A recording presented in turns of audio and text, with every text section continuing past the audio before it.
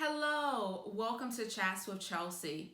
Earlier this year, I had the opportunity to sit down with two amazing young black female entrepreneurs based in Chicago, Illinois. Today, they will be sharing their entrepreneurship journey with us. So let's tune in as we hear from Attallah and Julia from Trend Influx Agency. Hi everyone. I am so Hi. thrilled you all are here. You're with us. So, you both right now are in Chicago. Yes. Yes. So Mhm. let's start off. Attila, let's start with you. Tell us just a little bit about yourself, growing up, etc. Mhm.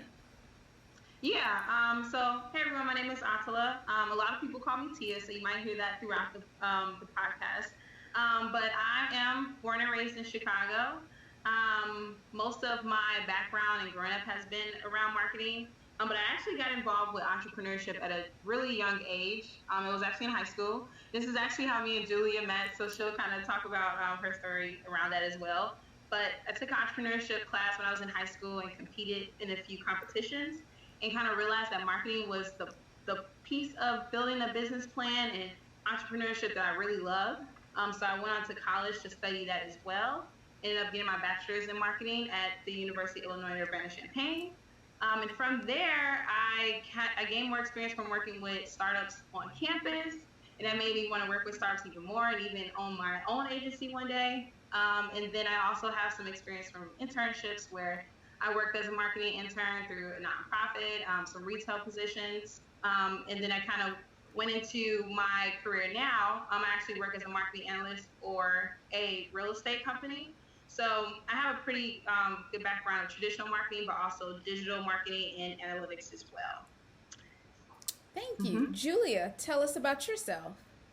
Yeah, so I'm Julia. I'm from Chicago as well. I went to NIU for speech pathology, and I know people always say, what does it have to do with marketing? Nothing. But it is something that I was really good at. So I did that as like my backup plan if I did ever want to use my degree.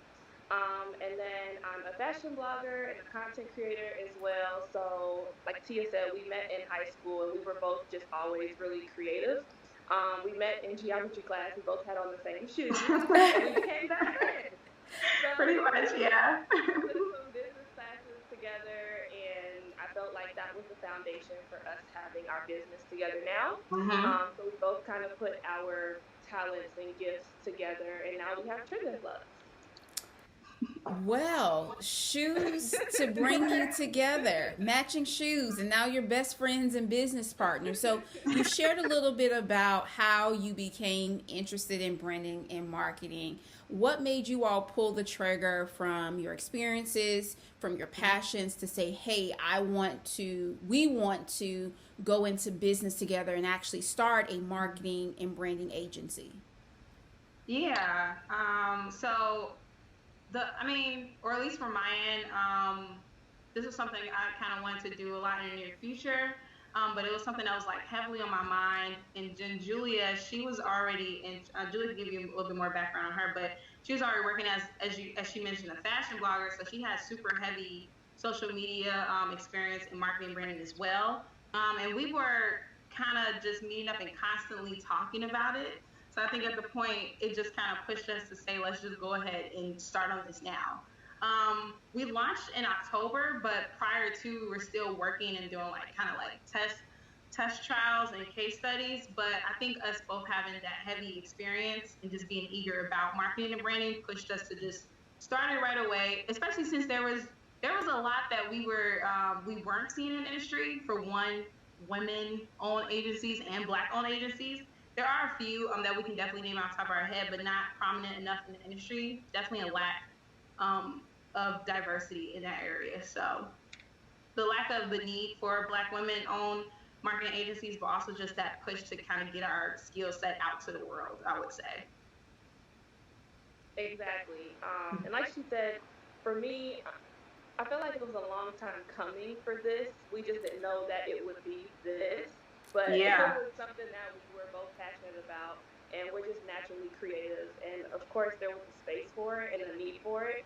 Um, and it, it just happened, to be honest. Like, I can't really put like a date on where we sat down and was like, let's come up with the name and let's make this happen. Yeah. So I think that's one of the best parts about it, is that it was organic. And how did you come up with the name? So the name, okay, so it was, because we always laugh about it because it's such a unique name. But it was really done on purpose. Like the creativeness around the name, was, there was a lot of purpose around creative, but also strategic. So Trend Influx, if you break the word down, trend means to be very popular and have people know about you, and that's something that we really want for our clients. And then the influx come in because we don't want the trend to be a fad and like fade out later, but we want them to have, be noticeable and do well in our market for a long period of time in an influx. So that's kind of where we were going with that, and really create a name that will reflect our goals for our clients, but also reflect us a little bit. Trend Influx is very trendy. It's sleek, but it's also dominant, and you can see the dominance come through the type of fonts and the colors. So that played a huge role as well. And then also the name in general, you won't find it anywhere else. So it does, you won't find it with anyone else or on the internet anywhere else.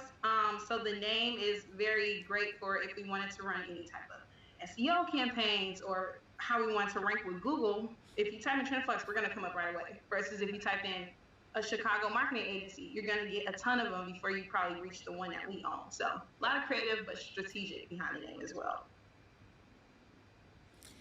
So tell us why, so you shared that part, there was this passion, there was this interest, there was this sisterhood that you all have from when you all met in geometry class because you were wearing the same shoes. But you also saw a need to be able to use the skills and talents that you have. And so tell us why, in being woman-owned, a Black woman-owned business, why you're targeting Black startups, small Black startups. So when we sat down to talk about what we wanted to do, we kind of created our ideal target customer. So our main focus was Black women who have startup companies. So there's not a lot of funding for Black-owned businesses, yet alone startups. So we wanted to be able to help them market their business for an affordable price. And that was the original goal. Because we're so creative, we can put our talents to use, still make money, but also contribute to Black businesses as well.